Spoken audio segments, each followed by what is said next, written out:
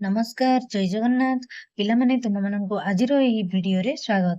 ତେବେ ଆଜିର ଏହି ଭିଡିଓରେ ତୁମ ସାହିତ୍ୟ ସୁଧା ବହିର ପ୍ରଥମ ପାଠ ଜନ୍ମଭୂମିର ପ୍ରଶ୍ନ ଉତ୍ତରକୁ ଆମେ ଭଲ ଭାବରେ ଚାଲ ଡିସ୍କସନ କରିନେବା। ନିମ୍ନଲିଖିତ ପ୍ରଶ୍ନଗୁଡ଼ିକର ଠିକ ଉତ୍ତର ପାଖରେ ତାରା ଚିହ୍ନ ଦିଅ। ମୁଣ୍ଡ ଶବ୍ଦ ପାଇଁ କବିତାରେ କେଉଁ ଶବ୍ଦ ବ୍ୟବହାର କରାଯାଇଛି? ଅପସନ ରହିଛି ଚରଣ, କୋଳ, ମସ୍ତକ, କଣ୍ଠ। ଆମର ମୁଣ୍ଡ ଶବ୍ଦ ପାଇଁ ମସ୍ତକ ପାଖରେ ଆମେ ଷ୍ଟାର ଚିହ୍ନ କରିନେବା। ଜନ୍ମଭୂମି କବିତାରେ ମୁଖ୍ୟତଃ ହିମାଳୟ ବର୍ଣ୍ଣନା କରାଯାଇଛି, ବୀର ରମଣୀଙ୍କ କଥା ବର୍ଣ୍ଣନା କରାଯାଇଛି, ଭାରତ ମାତାର ଯଶଗାନ କରାଯାଇଛି, ମହାସାଗର ବିଷୟରେ ଧାରଣା ଦିଆଯାଇଛି। ଆନ୍ସର ହବ ଭାରତ ମାତାର ଯଶଗାନ କରାଯାଇଛି। ଉକ୍ତ ଉତ୍ତର ଗୁଡିକ କାହିଁକି ବାଛିଲ ତାହାର କାରଣ ତୁମ ସାଙ୍ଗମାନଙ୍କ ସହିତ ଆଲୋଚନା କରିନେବ। ଯେହେତୁ ବିଷୟଟିକୁ ଆମେ ପଢି ନେଇଛେ କାହିଁକି ଏ ବିଷୟଟିର ଆନ୍ସର ଏଇଗୁଡିକ ରହିଲା ସେଗୁଡିକ ତୁମ ସାଙ୍ଗମାନଙ୍କ ସହିତ ଆଲୋଚନା କରିନେବ। ପିଲାମାନେ ମିଳିମିଶି ଯୋଡିବା ଚାଲ। କବିତାର କେତେକ ଶବ୍ଦ ଓ ତାର ଭାବାର୍ଥ ନିମ୍ନରେ ଲେଖାଯାଇଛି। ଦଳରେ ଆଲୋଚନା କରି ପ୍ରତ୍ୟେକ ଶବ୍ଦ ସହିତ ଖାପ ଖାଉଥିବା ଭାବାର୍ଥକୁ ଗାର ଟାଣି ଯୋଡ। ଦେଖ ପିଲାମାନେ ରହିଛି ଗୋଟେ ପଟେ ଶବ୍ଦ ରହିଛି ଆଉ ଗୋଟେ ପଟେ ଭାବାର୍ଥ ରହିଛି। ହିମାଳୟ ଏହା 10 ନମ୍ବର ଭାବାର୍ଥ ଭାରତର ଉତ୍ତର ସୀମାରେ ବ୍ୟାପି ରହିଥିବା ପର୍ବତମାଳା। ବ୍ରହ୍ମପୁତ୍ର ଏଇ ଅପସନଟି କୋଉଠିକି ଯିବ ପିଲାମାନେ ଦେଖ ମୁଖ୍ୟତଃ ଅରୁଣାଚଳ ପ୍ରଦେଶ ଓ ଆସାମ ଦେଇ ବୋହି ଯାଉଥିବା ନଦୀ ଯାହାକି ଶେଷରେ ବଙ୍ଗୋପସାଗରରେ ମିଶିଅଛି। ଅପସନ ନମ୍ବର 8 ରେ ଆମେ ଯୋଡିଦବା। ତାପରେ ଆସିଲା ଦ୍ରୋଣ। ଦ୍ରୋଣ କିଏ ପିଲାମାନେ ଦେଖ ଏଇଟା ରହିବ ଅପସନ ନମ୍ବର 7 କୌରବ ଓ ପାଣ୍ଡବଙ୍କର ଗୁରୁ। ସୀତା ସେଇଟା ଅପସନ ନମ୍ବର 6 ଯୋଉଟା ରହିଛି ଭାବାର୍ଥ ଜନକ ରାଜାଙ୍କର ଦୁହିତା ପ୍ରଭୁ ଶ୍ରୀରାମଙ୍କର ଧର୍ମପତ୍ନୀ। ତାପରେ ଆସିଗଲା ଗଙ୍ଗା। ଗଙ୍ଗା ହେଉଛନ୍ତି କିଏ ଭାରତର ଦୀର୍ଘତମ ପବିତ୍ର ନଦୀ। ଚୈତନ୍ୟ କୋଉଠିକି ଆମେ ଯୋଡିବା ନା ଗୌଡୀୟ ବୈଷ୍ଣବ ମତବାଦର ପ୍ରଚାରକ ଓ ପ୍ରସାରକ। ପଦ୍ମିନୀ ହେଉଛନ୍ତି ମେୱାରର ରାଣୀ ଓ ବୀର ରମଣୀ। ଅର୍ଜୁନ ହେଉଛନ୍ତି ତୃତୀୟ ପାଣ୍ଡବ। ତାପରେ ଆସିଗଲା ପିଲାମାନେ ଭୀଷ୍ମ ହେଲେ ଗଙ୍ଗାଙ୍କର ପୁତ୍ର କୌରବ ଓ ପାଣ୍ଡବ ମାନଙ୍କର ପିତାମହ। ବାଲ୍ମୀକି ହେଲା ଅପସନ ନମ୍ବର 9 ସଂସ୍କୃତ ରାମାୟଣର ରଚୟିତା। ଏଇଭଳି ଭାବରେ ତୁମେ ସ୍କ୍ରିନଶଟ ନେଇ ଗାର ଟାଣି ଯୋଡି ପାରିବ। ଏହାକୁ ଖାତାରେ ଲେଖି ମନେ ରଖିବ ପିଲାମାନେ। ପଦ୍ୟାଂଶକୁ ଆଲୋଚନା କର। ନିମ୍ନଲିଖିତ ପଦ୍ୟାଂଶକୁ ମନ ଦେଇ ପଢ ଏବଂ ଏହାର ଭାବାର୍ଥକୁ ସାଙ୍ଗମାନଙ୍କ ସହିତ ଆଲୋଚନା କରି ତାର ସାରାଂଶକୁ ଲେଖ।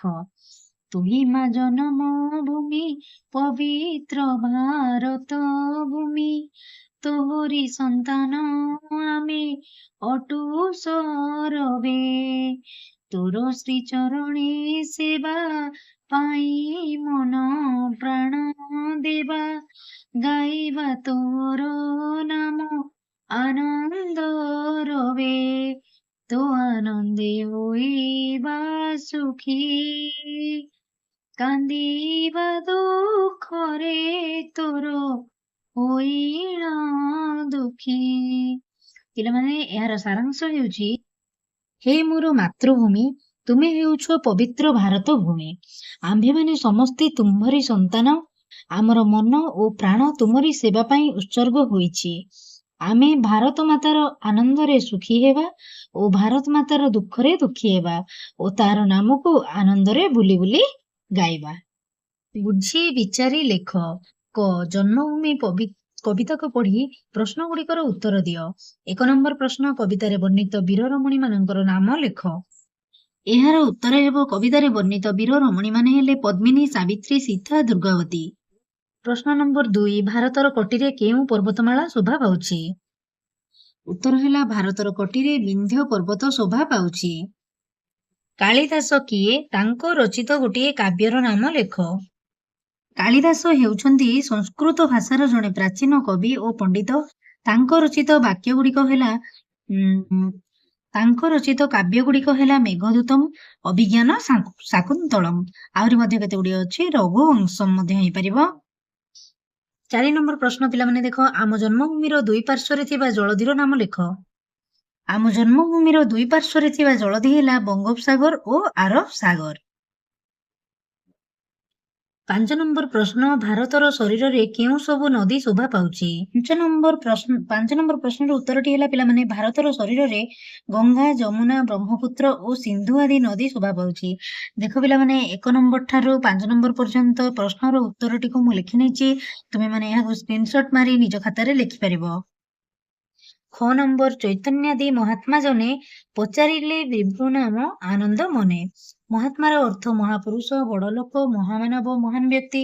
ବିଭୁର ଅର୍ଥ ହେଲା ଈଶ, ଈଶ୍ୱର, ପ୍ରଭୁ, ଠାକୁର, ଦେବତା।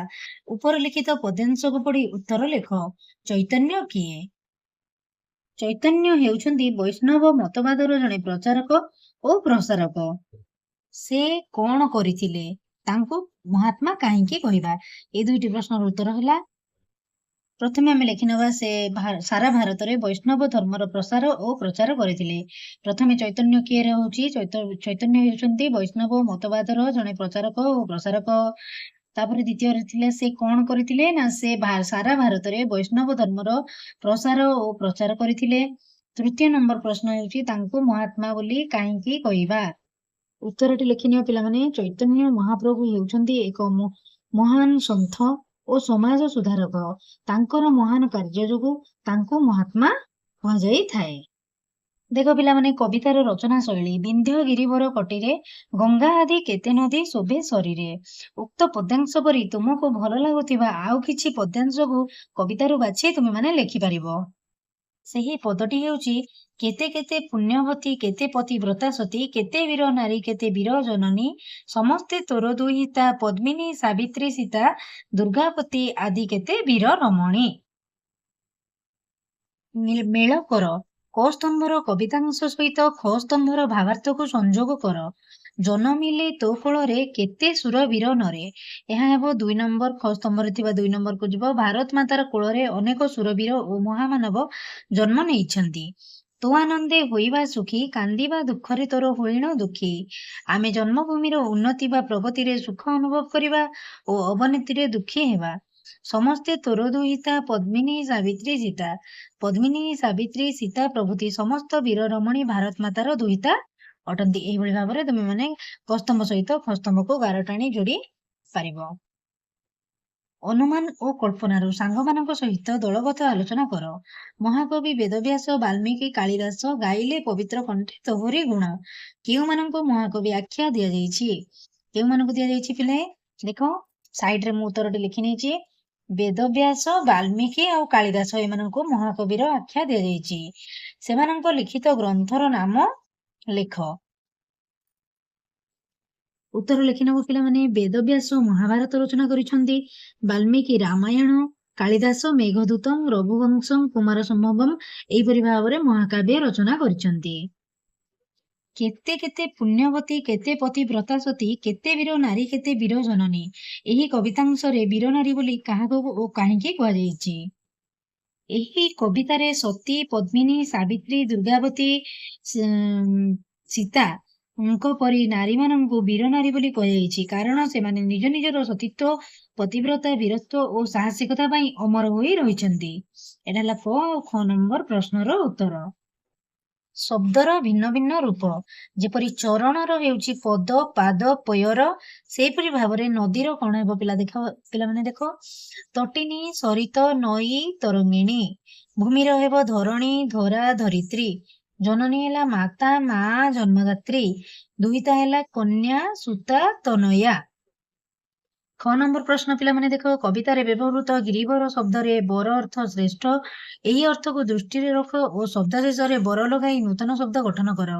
ଯେଭଳି ଭାବରେ କବିବର, ବୀରବର, ସୁରବର, ନଟବର, ନରବର, ଗୁରୁବର। କିଛି ଭିନ୍ନ, କିଛି ସମାନ। ନିମ୍ନଲିଖିତ ପଦକୁ ଧ୍ୟାନର ସହିତ ପଢ। ଗାଇଲେ ପବିତ୍ର କଣ୍ଠେ ତୋହରି ଗୁଣ, ଯେତେ ଜହିଁ ଥିଲେ ମିଳେ ମାନବ ଗଣ। ଗଣ ଓ ଗୁଣ ଶବ୍ଦଦ୍ୱୟରେ କେବଳ ଗୋଟିଏ ମାତ୍ରାରେ ଭିନ୍ନତା ରହିଛି, ଫଳରେ ତାର ଅର୍ଥ ସମ୍ପୂର୍ଣ୍ଣ ରୂପେ ବଦଳି ଯାଉଛି। ତୁମେମାନେ ସାଙ୍ଗମାନଙ୍କ ସହିତ ଦଳଗତ ଆଲୋଚନା କରି ଏହିପରି ଶବ୍ଦଗୁଡ଼ିକୁ ଖାତାରେ ଲେଖ। ଯେପରି ଭାବରେ ବଣ, ବଣି, ବସ, ବେଶ, ସେଇଭଳି ଭାବରେ ଆଉ କେତେ ଗୁଡିଏ ଶବ୍ଦ ରହିଛି ପ୍ରସାଦ, ପ୍ରାସାଦ, ନଟ, ନାଟ, ନୀତି, ନୀତି, ଅଂଶ, ଅଂଶ। ଏଠି ସ ର ଭିନ୍ନତା ରହିଛି। ଚୂଡା, ଚୂଡା। ଏଠି ହ୍ରସ୍ୱ ଓ ଦୀର୍ଘକାର ମଧ୍ୟରେ ଭିନ୍ନତା ରହିଛି, ଯାହା ଫଳରେ ତାର ଅର୍ଥ ମଧ୍ୟ ବଦଳି ଯାଉଛି। ଦେଖ ପିଲାମାନେ, ଗଙ୍ଗା ଆଦି କେତେ ନଦୀ ଶୋଭେ ଶରୀରେ। ଏଠି ନଦୀ ବିଷୟରେ କୁହାଯାଇଛି। ଭାରତ ମାତା କୂଳରେ ଗଙ୍ଗା ନଦୀ ପରି ଅନେକ ନଦୀ ଶୋଭା ପାଉଛି। ଏହି ନଦୀ ଗୁଡିକ ଜଳ ଓ ବିଦ୍ୟୁତ ଯୋଗାଇବା ସହିତ କୃଷି ତଥା ପରିବହନରେ ଗୁରୁତ୍ୱପୂର୍ଣ୍ଣ ଭୂମିକା ନିର୍ବାହ କରୁଛନ୍ତି। ତତ୍ ସହିତ ଏହି ନଦୀ ଗୁଡିକ ଆମ ଦେଶର ଇତିହାସ, ସଂସ୍କୃତି, ଧାର୍ମିକ ଚେତନା ଓ ଅର୍ଥ ବ୍ୟବସ୍ଥାର ମଧ୍ୟ ପରିଚୟ ଅଟେ। ନିମ୍ନ ସାରଣୀରେ କେତେକ ନଦୀର ନାମ ଦିଆଯାଇଛି, ସେଗୁଡିକୁ ଖୋଜି ଖାତାରେ ଲେଖ। ସେଥିମଧ୍ୟରୁ କେଉଁ ନଦୀ ଗୁଡିକ ଆମ ରାଜ୍ୟରେ ପ୍ରବାହିତ ତାର ତାଲିକା ମଧ୍ୟ କରିବା। ଦେଖ ପିଲାମାନେ, ମହାନଦୀ, ଯେମିତି ମୁଁ ଗୋଲ ବୁଲେଇଛି, ତମେ ମାନେ ନିଜ ନିଜ ବହିରେ ମଧ୍ୟ ଗୋଲ ବୁଲେଇ ନିଅ। ବୈତରଣୀ, ବୁଢାବଳଙ୍ଗ, ତାପରେ ଆସିଲା ଆମର କଣ, ଗଙ୍ଗା, ତେଲ, ଗୋଦାବରୀ, ନର୍ମଦା, ତାପ୍ତି, କାବେରୀ, କୃଷ୍ଣା, ଇବ ନଦୀ ମଧ୍ୟ ରହିଛି। ତ ଏଇଭଳି ଭାବରେ ଆମ ରାଜ୍ୟରେ ପ୍ରବାହିତ ହୋଇଥିବା ନଦୀ ଗୁଡିକର ନାମ ହେଉଛି ପିଲାମାନେ ମହାନଦୀ, ତେଲ ଆଉ ଇବ। ଏଗୁଡିକ ଆମ ରାଜ୍ୟରେ ପ୍ରବାହିତ ହେଉଛି। ଦେଖ ପିଲାମାନେ, ବୁଝି ବିଚାରି ଲେଖିବା ପାଇଁ ଦିଆଯାଇଛି। ନିମ୍ନ ସାରଣୀରେ କେତେକ ଅକ୍ଷର ଦିଆଯାଇଛି, ତୁମେ ସେହି ଅକ୍ଷର ଗୁଡିକ ମିଶାଇ କ୍ରମ ବଦଳାଇ ମାତ୍ରା ଯୋଡି ଶବ୍ଦ ଗଠନ କର ଓ ଲେଖ। ତ ସମଗର, ଏଟା ହେବ ମହାସାଗର। ସେଇଭଳି ହମଳୟ, ଏହା ହେବ ହିମାଳୟ। ମହବକ, ଏହା ହେବ ମହାକବି। ଭତର, ଏଟା ହେବ ଭିତର। ମରଣ, ଏହା ହେବ ରମଣୀ। କଳଦଶ, ଏହାର ଉତ୍ତର ହେବ କାଳିଦାସ। ତ ଏଇଭଳି ଭାବରେ ଅକ୍ଷର ଗୁଡିକୁ ଆମେ ସଜାଡି ଶବ୍ଦ ଗୁଡିକୁ ଗଢି ଦେଇଥିଲେ ପିଲାମାନେ।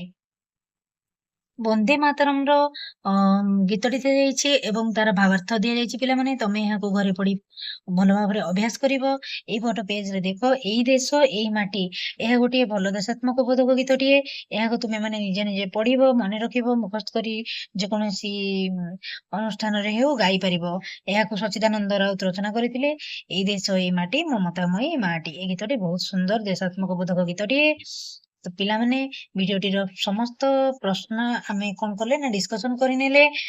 ତ ନେକ୍ସଟ ଭିଡିଓରେ ମୁଁ ତାର ବିଷୟଟି ଯାହା ଅଛି ଆମର, ସେଇ ବିଷୟଟିକୁ ମୁଁ ପ୍ରିପେୟାର କରି ତୁମ ମାନଙ୍କ ପାଇଁ ଆଣିବି। ଏଇ ଭିଡିଓଟିକୁ ତୁମେ ଲାଷ୍ଟ ପର୍ଯ୍ୟନ୍ତ ଦେଖିଥିବାରୁ ତୁମ ମାନଙ୍କୁ ଅଶେଷ ଅଶେଷ ଧନ୍ୟବାଦ। ଆଉ ତୁମେ ମାନେ ଯଦି ଚ୍ୟାନେଲରେ ପ୍ରଥମେ ଅଛ ତ ଚ୍ୟାନେଲଟିକୁ ସବସ୍କ୍ରାଇବ କରିନିଅ, ଯାହା ଫଳରେ ଆସୁଥିବା ସମସ୍ତ ଭିଡିଓର ନୋଟିଫିକେସନ ତୁମେ ମାନେ ପାଇପାରିବ। ଏବଂ ଭିଡିଓଟି ଭଲ ଲାଗିଲେ ତୁମେ ମାନେ ଲାଇକ ମଧ୍ୟ କରିନେବ। ରହୁଛି, ଜୟ ଜଗନ୍ନାଥ।